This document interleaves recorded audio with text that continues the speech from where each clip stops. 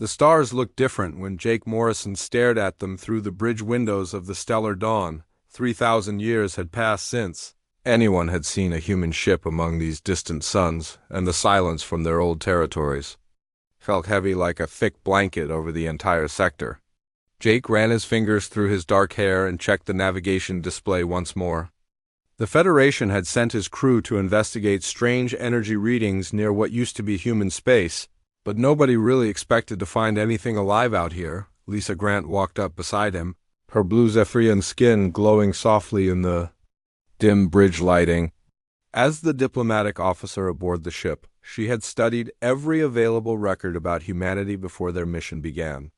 The humans had been traders and explorers just like many other species in the galaxy, nothing too special about them except for their strange habit of adapting quickly to new situations. Then one day, all their colonies went quiet at the same time. Their ships stopped answering calls, and a mysterious barrier appeared around their home system that nobody could get through.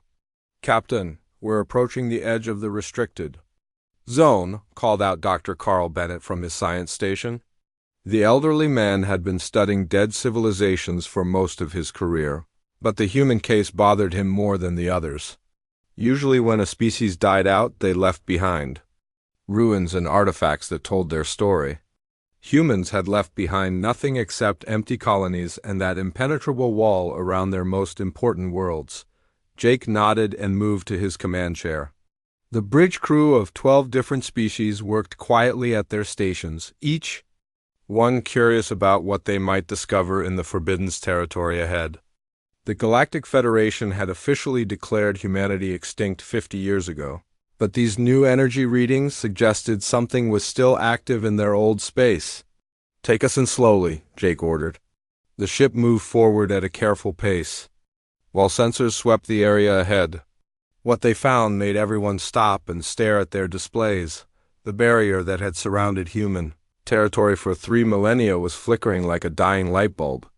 Through the gaps, they could see star systems that should have been dark and empty, but instead showed signs of massive activity. Ships moved between planets in formations that no living species used anymore, and energy signatures pulsed from worlds that were supposed to be abandoned ruins. "Those aren't ghost signals," Lisa whispered as she watched the sensor data stream across her console. "Something is definitely alive in there." Carl was running every scan he could think of, his instruments picking up technology that seemed familiar, yet wrong at the same time.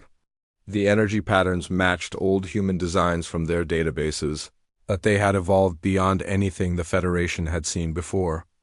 It was like looking at a child's drawing and then seeing the same picture painted by a master artist thousands of years later. "Captain, we're being scanned," announced Lieutenant Kevin Murphy from the tactical station. The young officer's voice carried a note of concern as multiple sensor beams locked onto their ship from different directions. "The scanning pattern is definitely human in origin, but it's far more advanced than anything in our records." Jake felt his heart start beating faster. After 3,000 years of silence, something in human space was finally paying attention to visitors. He opened a communication channel and broadcast a standard Federation greeting in 12 different languages, including the old Earth tongues that humans had once used. The response came immediately, not through their communication system, but directly into their computer networks. Every screen on the bridge displayed the same message in perfect Federation standard. "Unknown vessel, you have entered restricted space. State your purpose in disturbing the rest of the Guardians." The bridge went completely silent. Lisa's skin had gone from blue to almost white, while Carl was staring at his instruments with his mouth hanging open. The message had bypassed all their security systems and appeared on their screens without any detectable transmission.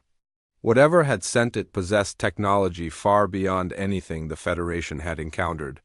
"This is Captain Jake Morrison of the Federation exploration ship Stellar Dawn," he replied over the open channel.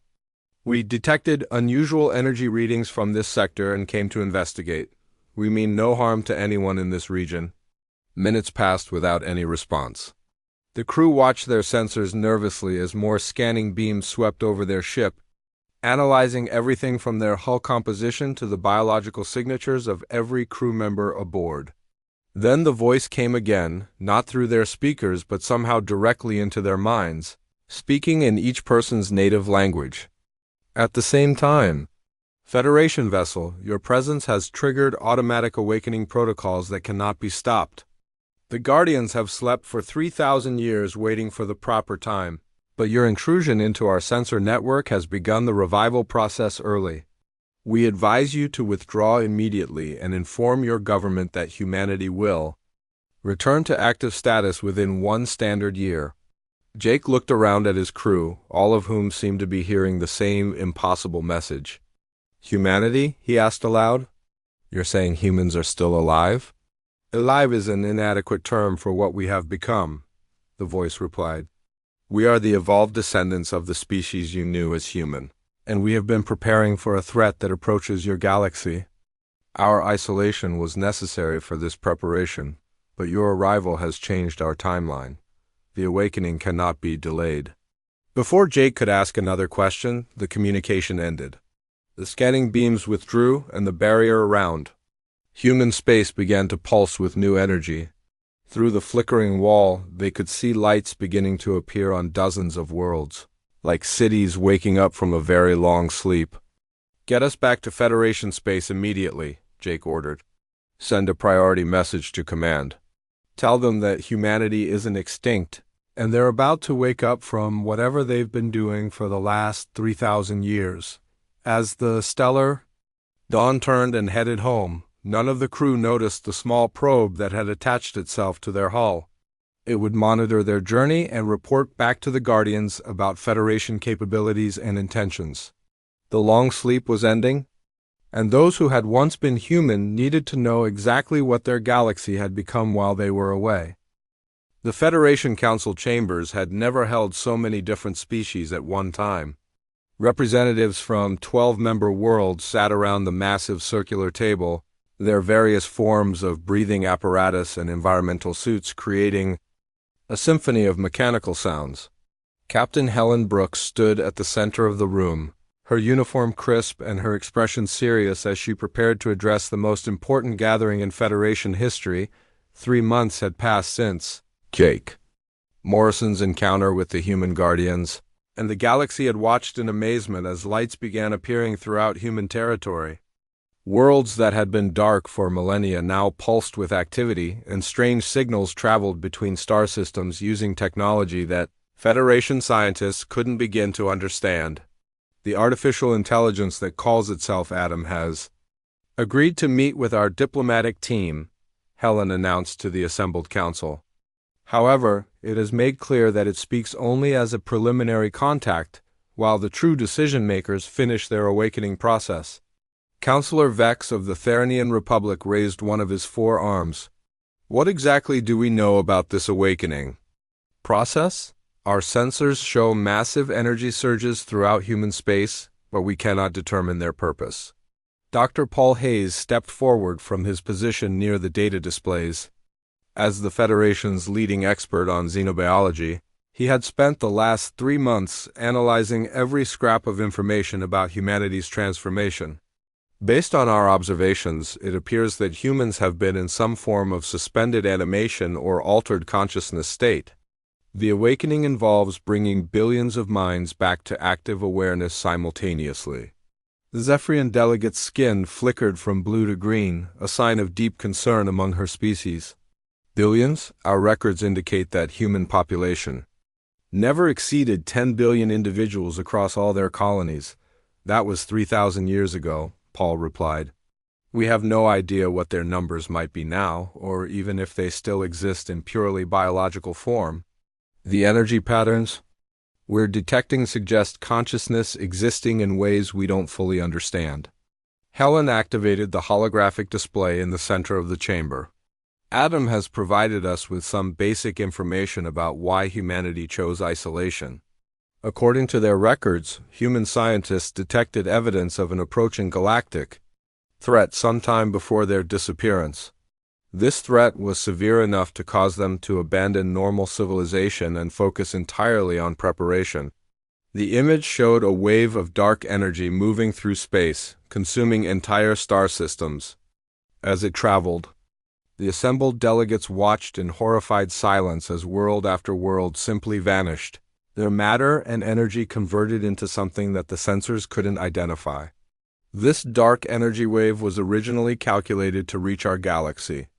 In approximately 4,000 years, Eddie's synthetic voice filled the chamber through the communication system. However, recent events have accelerated its approach. It will arrive in less than 50 years.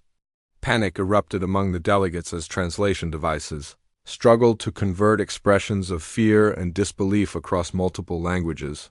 Helen raised her hand for silence and waited until the chamber quieted before continuing.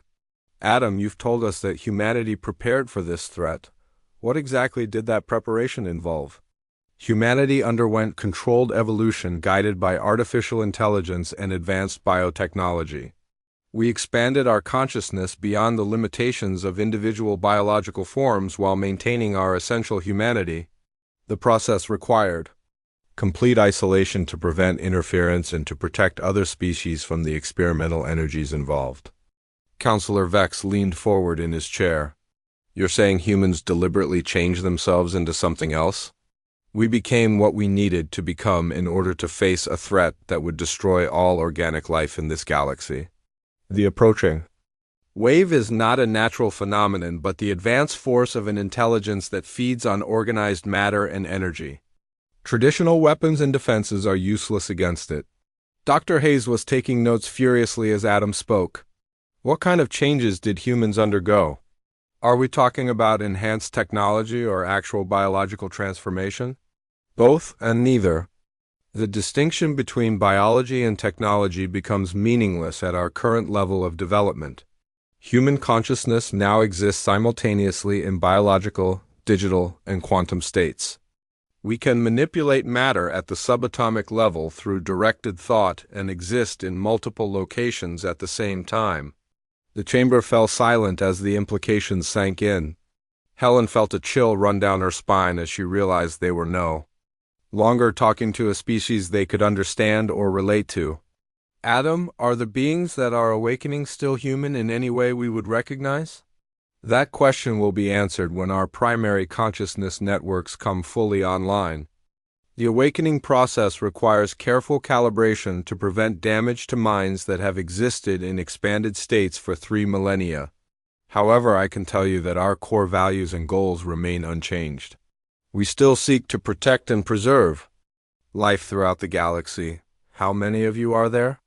Asked the Korvaxi observer from his position near the chamber entrance. Unlike the other species, the Korvaxi had not joined the Federation and maintained their own military empire in the Outer Rim territories. Population counts are no longer meaningful when consciousness can be divided, merged, and duplicated as needed. However, the biological foundation supporting our civilization includes approximately 50 billion individuals distributed across 47 star systems. The number hit the assembled delegates like a physical blow. 50 billion enhanced humans.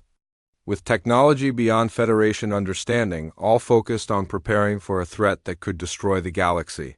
Helen realized that the balance of power in known space had just shifted completely.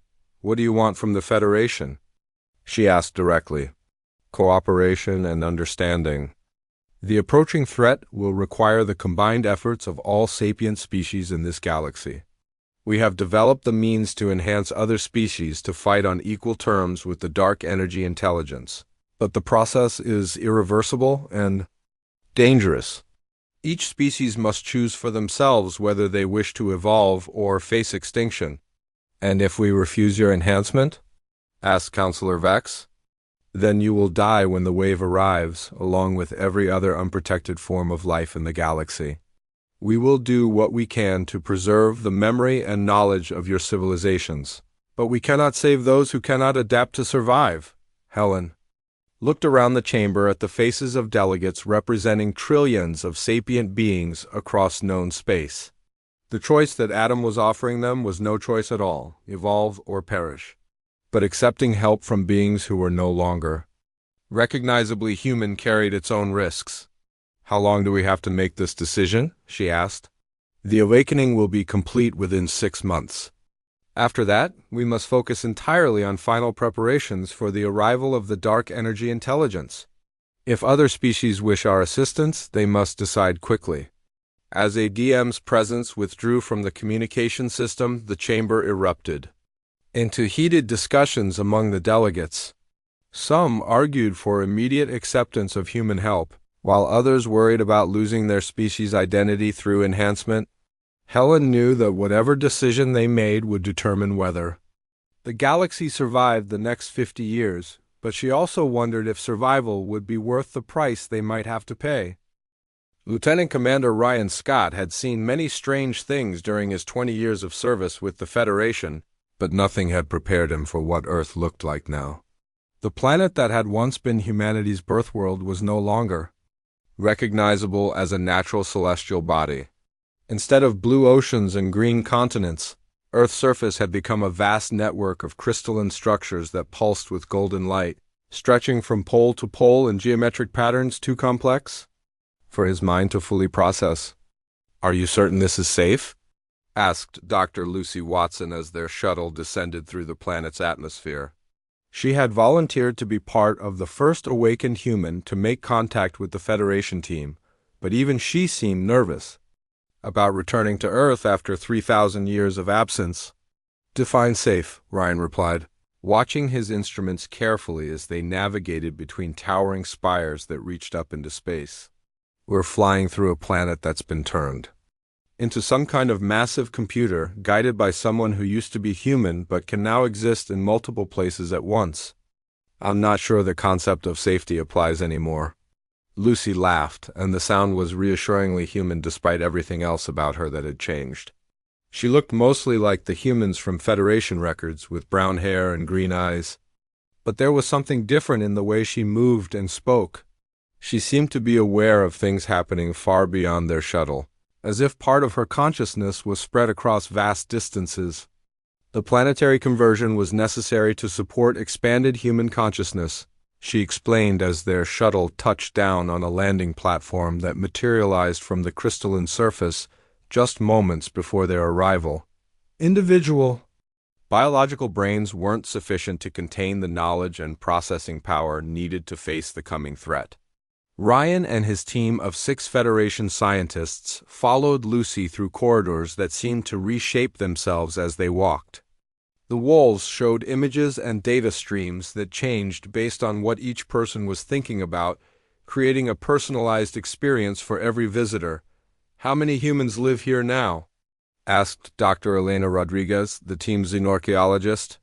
She had spent years studying the ruins of dead civilizations, but Earth was the first planet she had ever seen where ruins had been transformed into something alive and growing. The question assumes that individual identity still has meaning. "In our current state," Lucy replied, "approximately 12 billion consciousness patterns maintain a connection to the Earth matrix, but they can merge and separate as needed. I'm currently one individual speaking with you, but I am also part of a collective mind that spans this entire star system." They entered a vast chamber where thousands of crystalline pods stretched up into a ceiling that disappeared in the distance above. Each pod contained what appeared to be a human body floating in glowing liquid, but these bodies seemed to be made of both organic tissue and technological components that shifted and changed as Ryan watched. "These are our physical forms," Lucy explained. "The biological components provide emotional stability and creative thinking, while the technological elements allow for enhanced processing, speed, and expanded sensory input. Most humans now exist primarily as information patterns, but we maintain these bodies as anchors to our original nature." Colonel Steve Adams materialized beside them without any visible means of transportation, his form solidifying from what looked like organized light. Unlike Lucy, he had chosen to enhance his physical appearance with obvious technological modifications. His eyes glowed with a soft blue radiance, and metallic patterns traced geometric designs across his visible skin. "Welcome to New Earth," he said, his voice carrying harmonics that seemed to resonate in Ryan's bones. "I represent the military aspect of our collective consciousness. Dr. Watson handles civilian relations, while others manage scientific research." resource allocation, and preparation for the coming conflict. You're all the same person? Ryan asked, trying to understand what he was seeing. We are all human, but the boundaries between individuals have become fluid.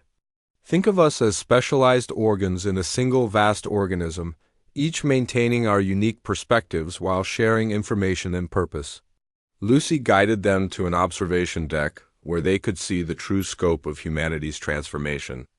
Beyond Earth, the entire solar system had been converted into a massive construction project. Planets had been dismantled and rebuilt as computational nodes, while artificial worlds orbited the sun in complex patterns that seemed to follow mathematical principles rather than natural physics. The approaching threat calls itself the entropy collective, Steve explained as holographic displays showed images of the dark energy wave consuming distant galaxies. It consists of the absorbed consciousness patterns of every civilization it has destroyed over millions of years.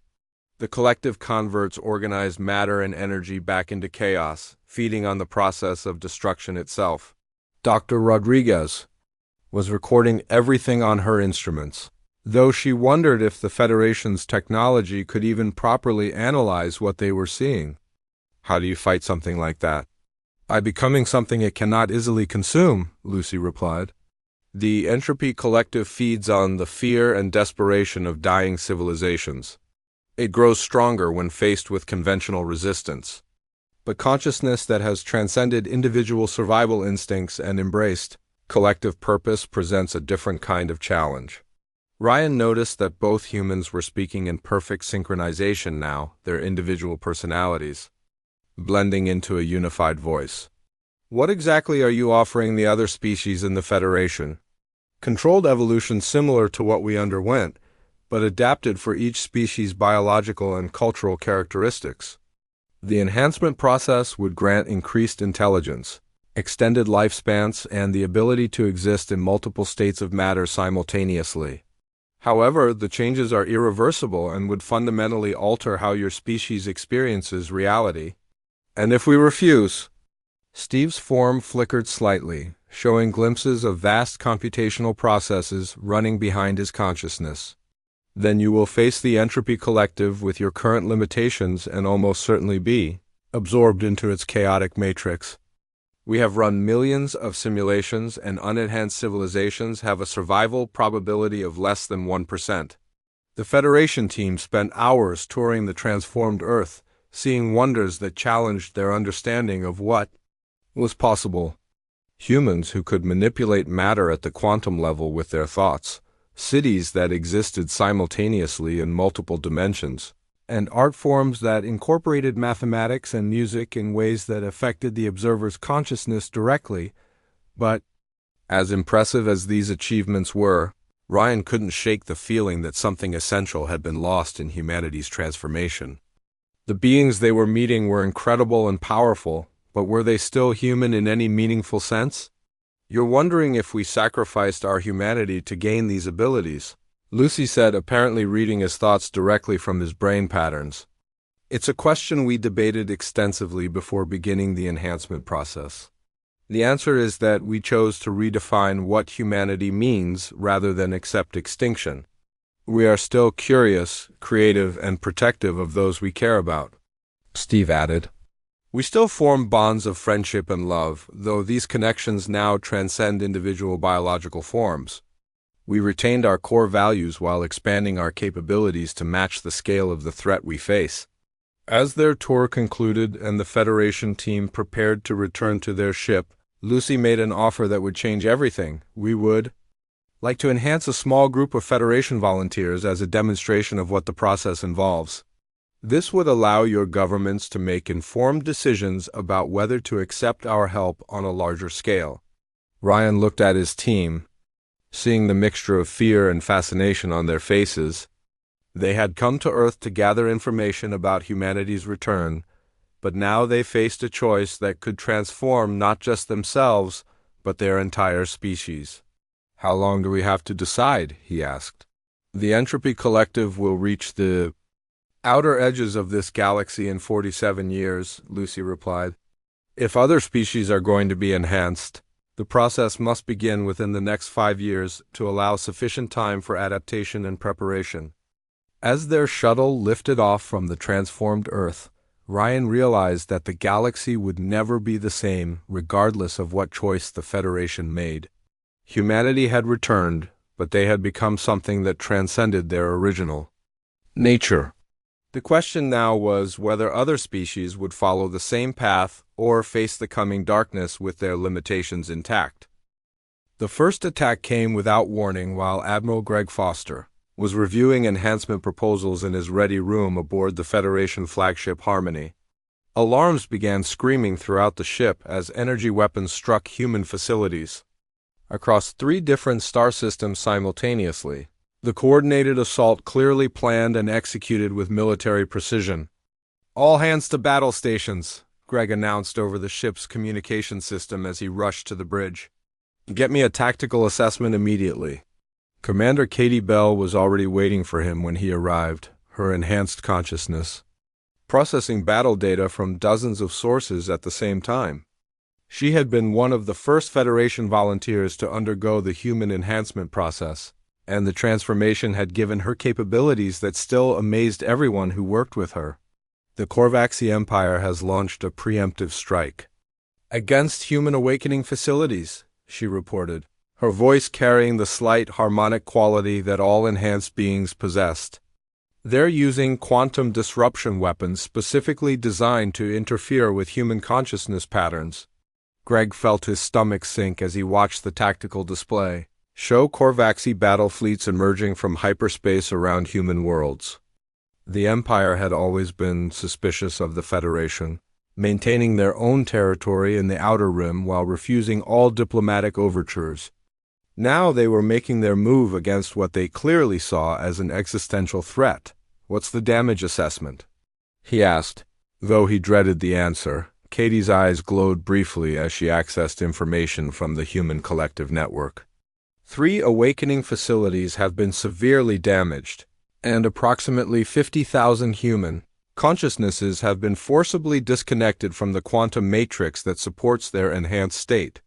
They're being forced back into purely biological forms without proper preparation. The implications hit Greg like a physical blow. The enhancement process was supposed to be carefully controlled and irreversible, but the Korvaxi weapons had found a way to disrupt the quantum foundations that human consciousness now relied upon. Thousands of beings who had existed in expanded states for millennia were being stripped of their abilities and forced back into individual biological bodies. "We need to respond immediately," Greg decided. "Signal all Federation ships to form up for combat operations. We're going to protect our allies." The battle that followed would reshape the political landscape of the galaxy forever. Human ships that seemed to be made of crystallized light engaged Korvaxi. Vessels using weapons that rewrote the laws of physics in localized areas. Space itself became a battlefield where reality could be manipulated by those with sufficient knowledge and power. Marine Sergeant Tony Garcia found himself in the middle of the chaos when Korvaxi ground forces attacked a human research facility on the planet. Kepler-7, as one of the enhanced Federation volunteers, he possessed abilities that would have seemed like magic just months earlier, but the quantum disruption weapons carried by enemy soldiers threatened to strip those abilities away permanently. "Fall back to the secondary defensive line," he ordered. His squad as Korvaxi troopers advanced through the crystalline corridors of the human facility.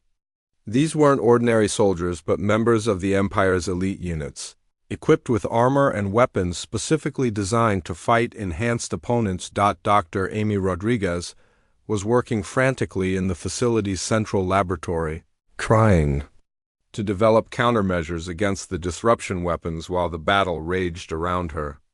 As both a Federation scientist and an enhanced human, she understood the technology being used against them better than anyone else available. "The Korvaxi weapons create resonance patterns that interfere with quantum consciousness states," she explained to Tony over their communication link. "If I can generate an inverse frequency, we should be able to protect enhanced individuals from forced reversion. How long do you need?" Tony asked while using his enhanced strength to rip a steel door from its hinges and use it as cover against enemy fire. At least 20 minutes, assuming I don't get shot while working.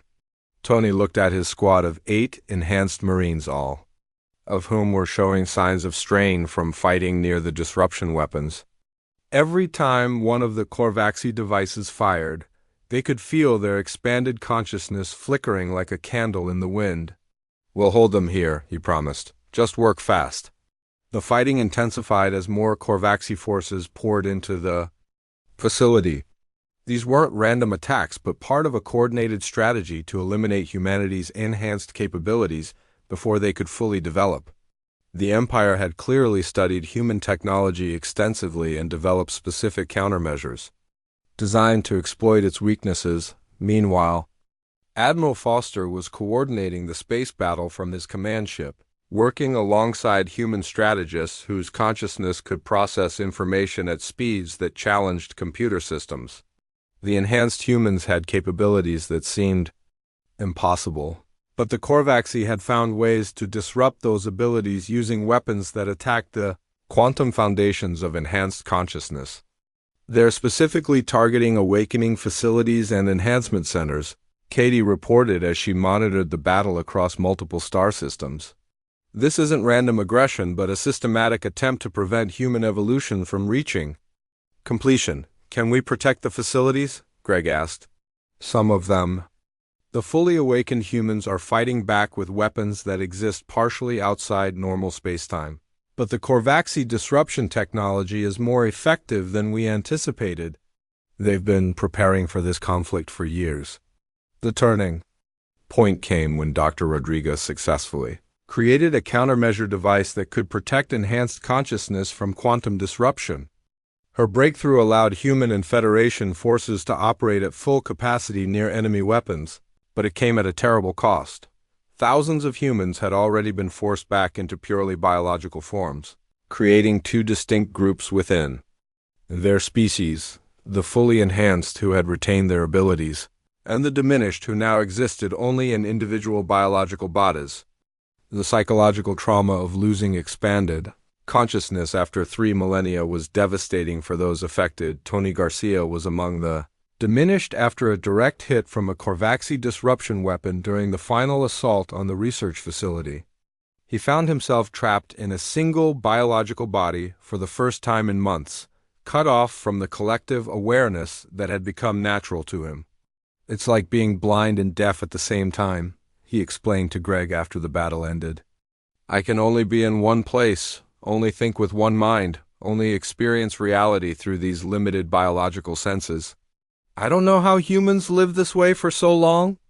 The war with the Korvaxi Empire lasted only 3 weeks, but its consequences would echo through the galaxy for years to come. Humanity's full military capabilities were revealed as they deployed weapons that could destroy entire fleets by converting their matter into pure energy, but they also showed their limitations when faced with technology specifically designed to counter their abilities. More importantly, the conflict had accelerated the approach of the dark energy wave that humanity had been preparing to face. The quantum disruptions caused by the battle had somehow resonated across space, drawing the attention of the entropy collective that was already moving toward their galaxy. "The timeline has changed again," Katie informed the Federation Council during an emergency session after the war ended. "Our monitoring stations at the galaxy's edge report that the dark energy wave is now moving faster than before. Instead of 47 years, we now have less than 2 years before it arrives." The revelation sent shock waves through the assembled delegates. The war that was supposed to eliminate the threat of human evolution had instead brought forward the very catastrophe that humanity had been preparing to prevent. "What are our options now?" asked Counselor Vex, his forearms gesturing frantically as he processed the implications. Greg looked around the chamber at representatives from dozens of species, knowing that their next decision would determine whether the galaxy survived or joined the countless civilizations that had been consumed by the approaching darkness. "We enhance every species that's willing to undergo the process, and we do it as quickly as possible," he replied. The war with the Korvaxi has shown us that we can't afford to wait for perfect solutions or comfortable choices. Either we evolve together or we face extinction separately. As the council session continued late into the night, enhanced humans worked frantically to prepare enhancement facilities for multiple species simultaneously. The luxury of gradual, careful evolution was gone, replaced by the desperate necessity of rapid transformation in the face of an approaching apocalypse. The galaxy had less than 2 years to become something capable of fighting the Entropy Collective, and the clock was ticking faster with each passing day. The dark energy wave filled half the sky above New Geneva as President Maria Santos stood on the observation deck of the Federation's Emergency Command Center. What had once been stars in the constellation Perseus were now nothing but expanding darkness that consumed light itself, growing larger every hour as the Entropy Collective approached their galaxy.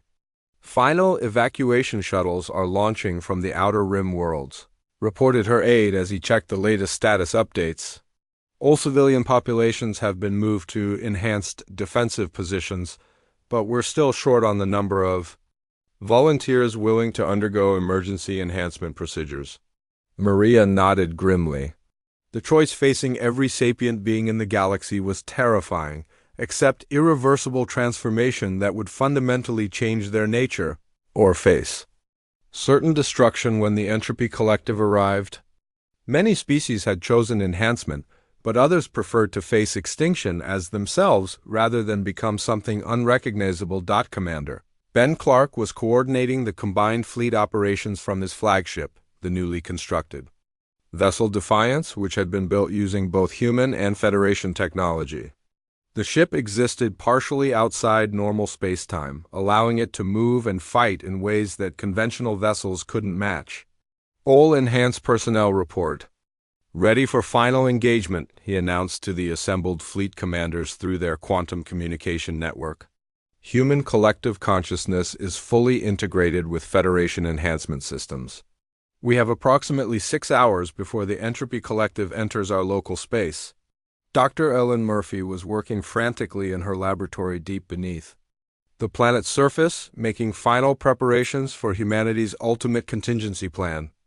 If they couldn't defeat the approaching intelligence, they would attempt something that had never been tried before: upgrading the quantum foundation of their entire galaxy to make it incompatible with the collective's consumption methods. The process will require simultaneous activation of enhancement nodes on every inhabited world, she explained to Maria during their final strategy meeting. We'll essentially be turning the entire galaxy into one massive consciousness network, making it impossible for the Entropy Collective to absorb individual civilizations. What are the risks? Maria asked, though she suspected she already knew the answer. Total failure would result in immediate extinction for everyone.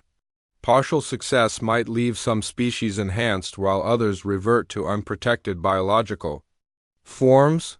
Complete success would mean that every sapient being in the galaxy becomes part of an interconnected consciousness network similar to what humans experienced during their evolution. Maria stared at the displays showing the approaching wall of darkness. And if we do nothing? Certain death for all organic life in the galaxy within the next 12 hours. The final battle began when advanced scouts from the Entropy Collective entered the outer edges of their star system. These weren't ships in any conventional sense, but rather organized patterns of dark energy that moved through space like living shadows, consuming matter and converting it into chaotic force that fed the main collective consciousness. Commander Clark led the enhanced fleet in the first engagement, using weapons that manipulated reality at the quantum level to fight entities that existed outside normal physics.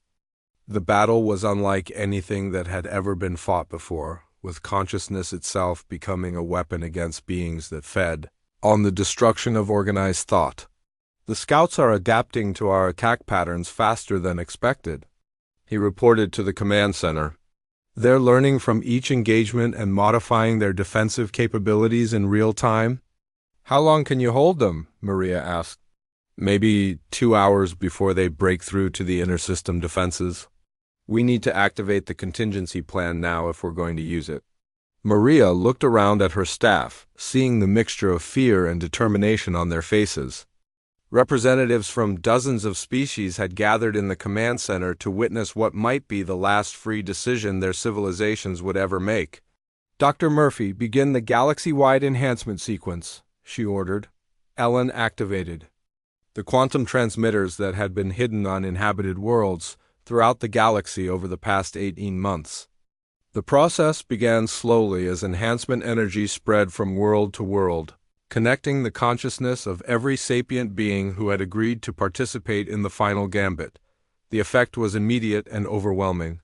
Maria felt her individual awareness expand beyond her biological body to encompass the thoughts and experiences of billions of other beings across thousands of worlds.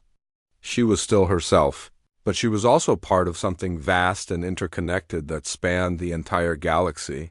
Through this expanded consciousness, she could perceive the true nature of the entropy collective for the first time. It wasn't just a destructive force, but the accumulated despair and fear of millions of civilizations that had been consumed over cosmic time. Every species that had faced extinction and failed had become part of its chaotic matrix, their terror and hopelessness feeding its growth across the universe.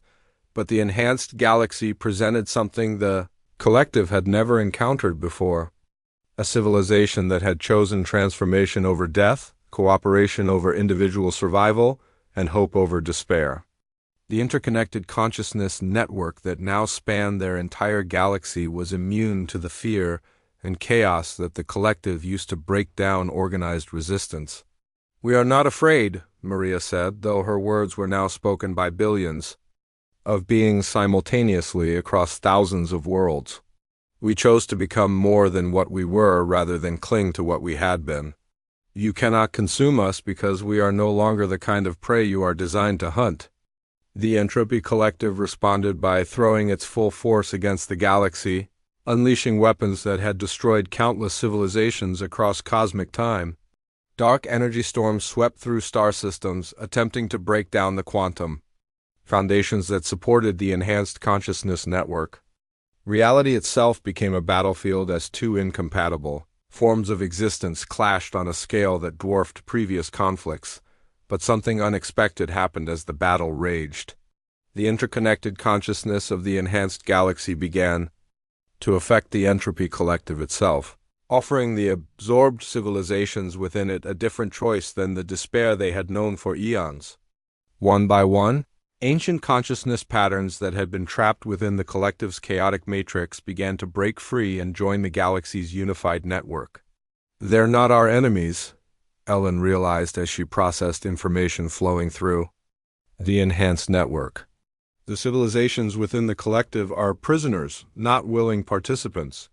We can offer them what they never had, a way to exist together without losing their individual identities. The liberation of trapped consciousness." Patterns from within the Entropy Collective created cascading failures throughout its structure. As more civilizations broke free from the chaotic matrix and joined the galaxy's cooperative network, the collective's ability to maintain coherent attacks began to deteriorate. Commander Clark watched in amazement as ships made of pure dark energy began to transform, their chaotic structure reorganizing into patterns that could coexist with the enhanced galaxy's quantum foundations. The collective is fragmenting. Entire sections are converting to our network structure and turning against the remaining chaotic elements. The final phase of the battle lasted only minutes as the last coherent elements of the Entropy Collective found themselves overwhelmed by the combined consciousness of dozens of galaxies worth of liberated civilizations. What had been a force of pure destruction became a celebration of unity as species that had been extinct for millions of years joined the network and shared their knowledge and experiences. Maria felt the moment when the last traces of chaotic energy were converted to the network's cooperative structure. The threat that had driven humanity into isolation for 3,000 years was finally ended, but at a cost that no one had fully anticipated. The galaxy would never again be home to purely biological civilizations existing in isolation from each other. Status report? She requested through the network, though she already had access to information from every world and every being in the galaxy. All major population centers have been successfully integrated into the Enhanced Consciousness Network, Ellen reported. Biological forms are being maintained for those who wish them, but the boundaries between species and individuals have become fluid. We are all connected now in ways that would have been impossible before the enhancement process. Ben Clark materialized beside them, his form shifting between biological and energy states as he processed the scope of what they had accomplished. The defensive fleets are standing down. There are no more hostile forces in our local space. However, we're detecting similar dark energy patterns in distant galaxies that suggest other entropy collectives may exist elsewhere in the universe. Then our work isn't finished, Maria replied.